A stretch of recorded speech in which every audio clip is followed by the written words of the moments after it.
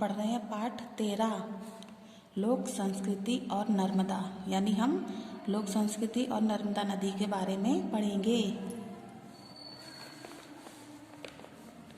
संस्कृति की कहानी मनुष्य और नदी की जुगलबंदी की कहानी है। मनुष्य और नदी।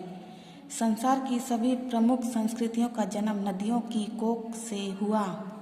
भारतीय संस्कृति गंगा की देन है, पर एक बात है, श्रेष्ठ गंगा है लेकिन ज्येष्ठ नर्मदा है।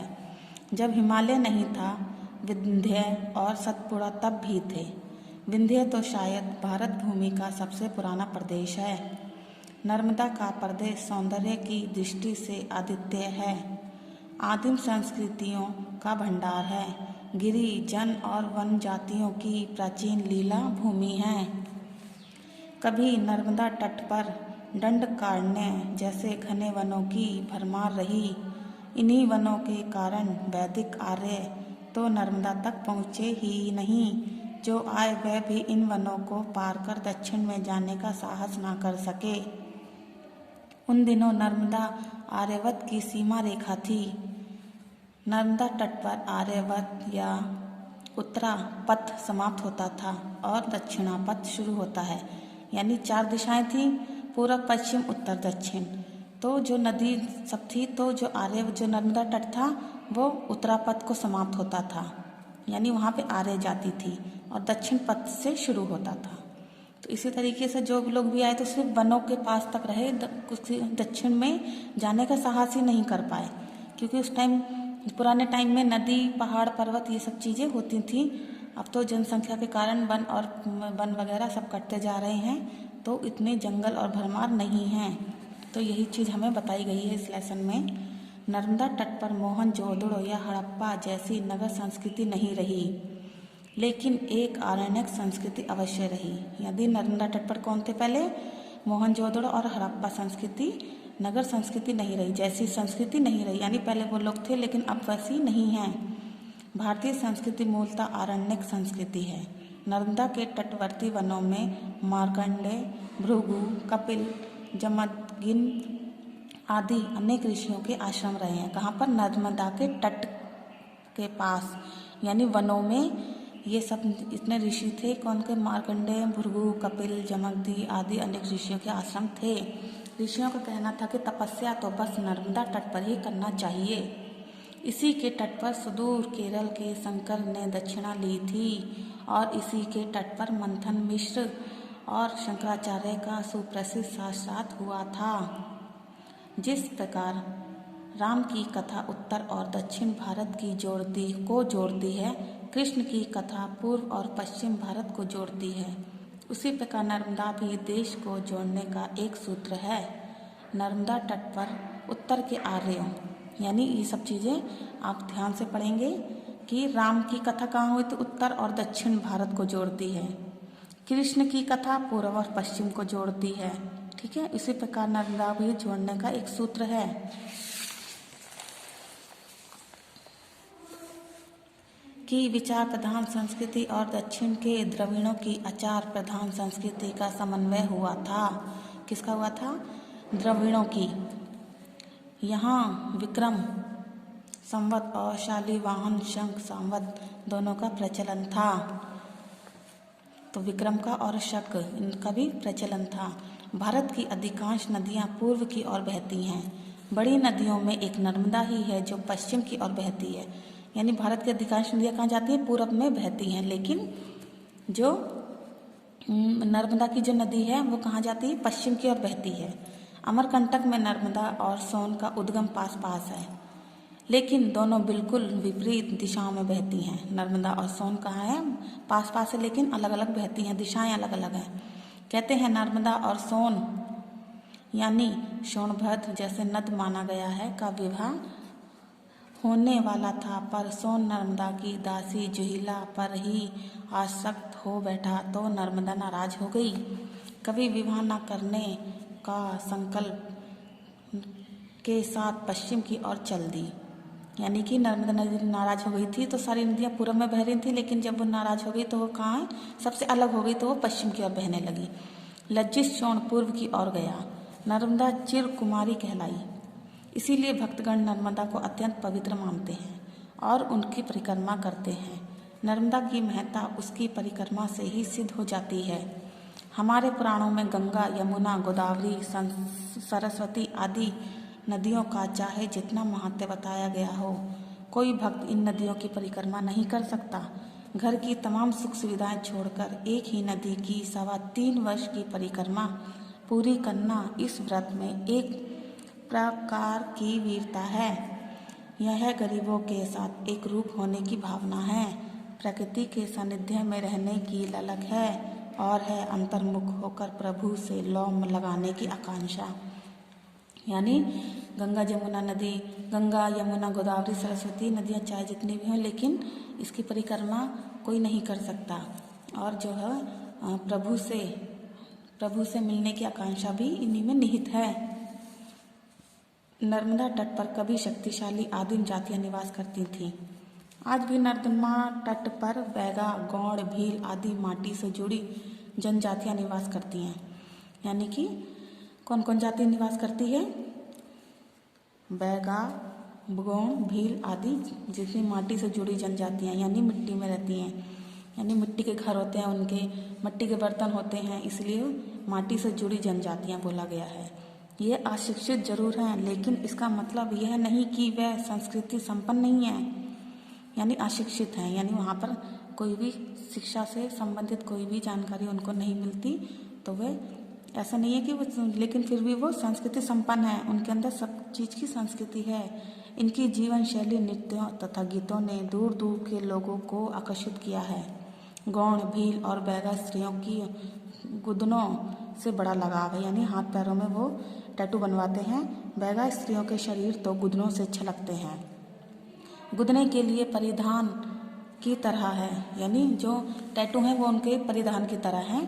इन स्त्रियों को गीतों से भी बड़ा लगाव होता है, प्राय वह कोई ना कोई गीत गुनगुनाती रहती हैं। इन लोकगीतों की रचना किसने की? इसका उत्तर हम नहीं जानते। किसी एक आदमी ने नहीं बल्कि सैकड़ों पीढ़ियों ने इन गीतों को जन्म दिया है। तब क्योंकि गीत केवल एक लोग नहीं लिखे, जिसको जैसा लय बना उन्होंने उसमें लय बना लिया और गीतों की रचना हो गई। तब लोग हर काम मिलजुल कर किया करते थे और गीतों की रचना भी पीढ़ियों के प्रयासों से हुई। गायक ने अपने गीत की रचना नहीं की, उसने जो सुना उसे औरों को दिया, लेकिन एक गायक से दूसरे गायक तक आते आते गीत बदलते चले गए। गायक पुरानी पीढ़ियों से प्राप्त गीत में परिवर्तित करते समय भी स्वयं को उस गीत की रचयिता नहीं माना था। चाहे लोकगीत हो या लोक कथाएं या कुछ लोक सांस्कृतिक समूह का सृजन होती हैं। कोई एक इसे नहीं बनाता, लेकिन कालांतरण में आदमी मैं शब्द का सांस्कृतिक समूह का अधिक उपयोग करने लगे हैं। यानी पहले कोई भी लोग अलग अलग नहीं थे, सब मिलजुल कर रहते थे, कोई भी काम करते थे तो सब मिलजुल के करते थे। लेकिन आज क्या है, मैं शब्द का प्रयोग अधिक होने लगा है, हम की जगह मैंने ले लिया। यानी कहते थे पहले कि ये सब काम हमने किया है, यानी हमने का मतलब हम सब लोगों ने किया है, और आज किसने ले लिया? मैं, यानी मैंने किया है। यही लोक संस्कृति समाप्त हुई और नगर संस्कृति का जन्म। अब लोक संस्कृति समाप्त हो गई क्योंकि मैं की भावना आ गई, तो जो एकता थी वो अखंड हो गई, यानी टूट गई, और अलग अलग जो नगर थे उनकी संस्कृति का जन्म हुआ। नागर संस्कृति का महल लोक संस्कृति की नींव पर ही खड़ा है। जिस प्रकार एक नदी कितने ही झरनों को पुष्ट करती है, यानी पुष्ट होती है, यानी अलग अलग झरने देती है, उसी प्रकार महाकाव्य इन प्रारंभिक गीतों से ही विकसित हुआ होगा। बहुत संभव है कालिदास ने मेघदूत या ऋतु संहार की रचना पहले से चले आ रहे किसी लोकगीत के आधार पर ही की हो। यह बिल्कुल संभव है कि कोई महाकवि किसी पुराने गीत को बीज की तरह ले और उसको एक विशाल वृक्ष में रूपांतरण कर दे। यानी पहले क्या था, सब जो कालिदास थे उन्होंने मेघदूत और ऋतु संहार का लोकगीत के आधार पर ही उसका आविष्कार किया, तो ये सब छोटी छोटी चीज़ें एक विशाल वृक्ष का रूप ले लेती हैं। लोक संस्कृति की दूसरी विशेषता है उसकी सादगी, उसकी सरलता। सरल को जटिल बना देना आम बात है, पर जटिल को सरल बनाना बहुत कठिन है। लोक कला में कहीं कोई आबंडन नहीं होता, कोई बनार श्रृंगार नहीं होता। सहज हृदय से सहज रूप से प्रवाहित कला ही बड़ी बलवाती और बड़ी तेजस्वी होती है। हमें प्रभावित करने की उसमें अपार शक्ति होती है। समूचा नर्मदा तट मंदिरों और देवालयों से भरा है। प्रत्येक तीर्थ किसी पौराणिक आख्यान से जुड़ा है। इन देवालयों और घाटों में सुबह शाम आरती का स्वर या शंख की ध्वनि गूंजती है। यानी जो नर्मदा तट है वहाँ मंदिर और देवालय भरे हुए हैं, तो वहाँ पर सुबह और शाम क्या होता है, आरती होती है, शंख गूंजते हैं। तो कहीं कथा वार्ता या भजन कीर्तन का स्वर लहराता है, या कहीं कोई भक्त दिए पाद पंकज नामानी देवी नर्मदे का स्तोत्र पाठ करता है।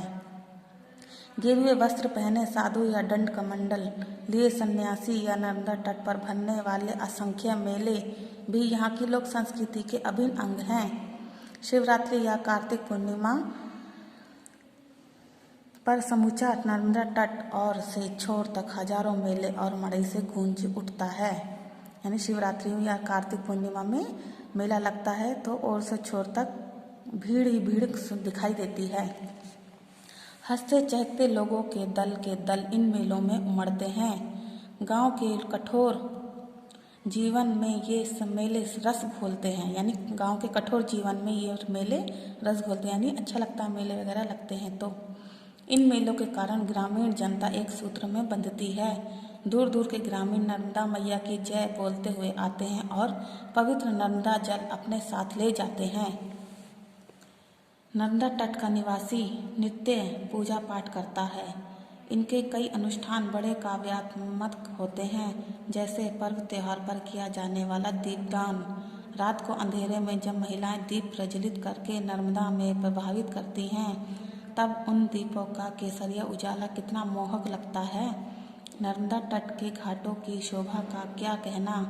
होशंगाबाद और महेश्वर के घाट हमारे देश के सर्वोत्तम घाटों में से हैं। सुबह से लेकर शाम के अंधेरे तक इन घाटों पर लोगों की भीड़ बनी रहती है। यानी जब मेला लगता है तो सुबह से शाम तक भीड़ लगी रहती है। जो जितना भी कार्यक्रम होता है वो बहुत ही रोचक होता है, बहुत मज़ा आता है।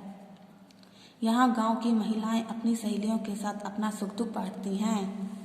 प्रकृति पर मनुष्य का प्रभाव निरंतर बढ़ता जा रहा है। प्रकृति को वश में करने में मनुष्य ने अभूतपूर्व सफलताएं पा ली।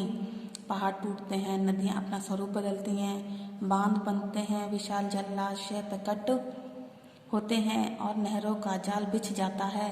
बंजर जमीन हरे भरे खेतों में बदल जाते हैं। लेकिन यह भी सच है कि संस्कृति के संपर्क में आने पर प्रकृति अपनी स्थिरता खो रही है। प्रकृति का परिष्कार करने से संस्कृति का जन्म हुआ। यानी प्रकृति का परिष्कार करने से मतलब उसको, जैसे पेड़ हैं तो पेड़ों को काट दिया तो अलग नगर बसाने के लिए चाहिए थी जगह, तो वहाँ पर अलग अलग नगर बस गए तो संस्कृति का जन्म हुआ। लेकिन अब संस्कृति को चाहिए कि वे प्रकृति की रक्षा करें। तो आज हमें क्या चाहिए कि हमें प्रकृति की रक्षा करनी है, उसे नष्ट होने से बचाएं। प्रकृति से हम केवल लेंगे ही नहीं, देंगे भी। यानी प्रकृति हमें सब कुछ देने का ही अधिकार नहीं है, उसको संभालना, उसकी केयर करना भी हमारी रिस्पॉन्सिबिलिटी है। तो यही बोला गया है कि हम उसे देंगे भी। नर्मदा को प्रदूषित होने से बचाएंगे, वनों का विनाश नहीं होने देंगे। प्रकृति परिवेश की रक्षा हमारे युग की सबसे बड़ी मांग है। यानी प्रकृति परिवेश यानी प्रकृति की रक्षा करना ही हमारे युग की सबसे बड़ी मांग है। इसमें हम ग्रामर पोर्शन देखेंगे। संज्ञा, सर्वनाम, विशेषण और क्रिया शब्द लिंग, वचन, कारक आदि के अनुसार परिवर्तित होने के कारण विकारी शब्द कहलाते हैं। यानी संज्ञा, सर्वनाम, विशेषण, क्रिया किसके बेस पर, किसके अनुसार परिवर्तित होते हैं? लिंग, वचन, कारक के आधार पर। तो उन्हें क्या बोलते हैं हम? विकारी शब्द। तो इसको हम ध्यान से पढ़ेंगे। गोपाल धीरे धीरे चलता है, तो गोपाल कैसे चल रहा है? धीरे धीरे, तो ये हमारा विकारी शब्द है। प्रिया अपनी माँ के साथ बाजार जाती है, किसके साथ जा रही है? माँ के साथ। तो के साथ क्या हो गया हमारा? विकारी शब्द। अरे, तो यह कैसे हो गया? अरे क्या हो गया हमारा? विस्मय आदि कारक। अब देखेंगे, आदित्य ने परिश्रम नहीं किया इसीलिए असफल हो गया। तो ये दो वाक्य को कौन जोड़ रहा है? इसीलिए। चारों ओर सूर्य का प्रकाश फैला है। कहाँ, किधर किधर फैला है? सब जगह, यानी चारों ओर। तो इसमें क्या है देखें, इसमें धीरे धीरे के साथ अरे, इसीलिए, तो और शब्द लिंग, वचन, कारक आदि के कारण परिवर्तित नहीं होते हैं, इसलिए ये अविकारी शब्द कहलाते हैं। यानी ये जिसे हम बात कर रहे हैं उसके साथ ये परिवर्तित नहीं हो रहे हैं, तो वो अविकारी शब्द कहलाएंगे। और विकारी शब्द कौन से होंगे? जो अनुसार परिवर्तित होते हैं। किसके साथ? इनके साथ। जो परिवर्तित होंगे वो विकारी होंगे, जो परिवर्तित नहीं होंगे वो अविकारी शब्द कहलाएंगे। तो इसके भेद हैं अलग अलग, निम्न प्रकार के भेद हैं। कितने प्रकार के भेद हैं ये? क्रिया, विशेषण, अविकारी शब्द। तो जोर जोर, अधिक, थोड़ा, लगातार, यानी कोई भी बात को हम जोड़ते हैं तो ये शब्द चेंज नहीं होते। तो ये क्या है? क्रिया के आधार पर। संबंध बोधक अविकारी शब्द। संबंध बोधक यानी संबंध किसके साथ है? के साथ है, उसके अंदर है, उसके ऊपर है, उसके पीछे की आगे है, तो ये सब संबंध के साथ होते हैं, तो ये भी अविकारी शब्द होंगे। समुच्चय बोधक अविकारी शब्द। या, और, परंतु, इसलिए आदि। समुच्चय माने दो बातों, यानी सब जगह होना है, उसका या मेरा, चारों ओर से, परंतु मैं वहाँ नहीं जा पाई इसलिए मेरा काम नहीं हुआ। तो ये सारे शब्द क्या होते हैं? समुच्चय बोधक। इसे आप अच्छे से याद करेंगे और इसको समझेंगे। विस्मय आदि बोधक क्या होते हैं? ओ, आ, अरे, वाह, यानी ये तो आपको पता ही है कि ये वाले वर्ड कैसे होते हैं। तो आपको इसको अच्छे से पढ़ना है, याद करना है और इसको देखना है, ठीक है।